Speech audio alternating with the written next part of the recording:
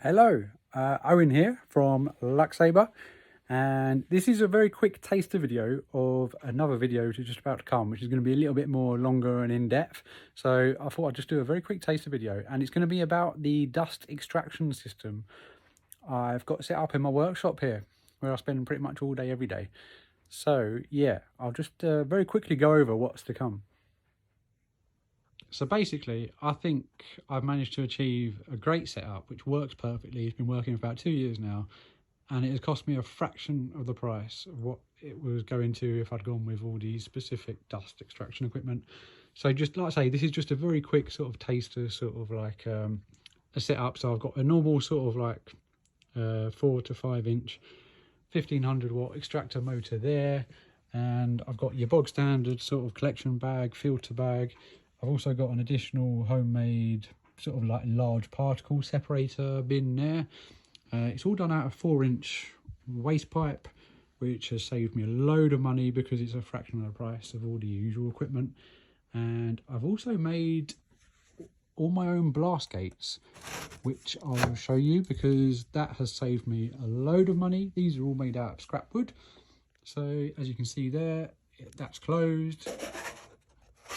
Open. I've got them dotted all over the place.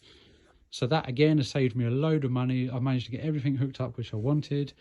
Now the biggest saving here, which was a huge problem solver, was the switching system. Now I have found these. I'll go into this in detail in the other video, but basically this allows me to switch it on. Can you hear that? And switch it off remotely from anywhere in the workshop, because I've got magnetic base as well. These are just fantastic. The one issue I had when this was all set up was the switching. See, look, I've got another one there. I've got another one over here. So they're all dotted around, and it has solved the problem I had of switching, because I wanted multiple switches from different positions. And it's very simple: relay, wireless switching, universal voltage, so it'll work in the USA, 110 volt, 240 volt, no problem. Switching load of 10 amps. That motor is 7 amps, 7.5 amps. And the only other alternative to have a multiple switching system for that powered motor would have been super expensive. So I'm so happy with what I found here. It's been working flawlessly for 2 years now. So I'm going to share what I've done and where to get it from, and hopefully it's going to solve the same problem as someone else might have. So stay tuned for the longer video. Once it's done, I'll put a link below this one, and keep an eye out for that.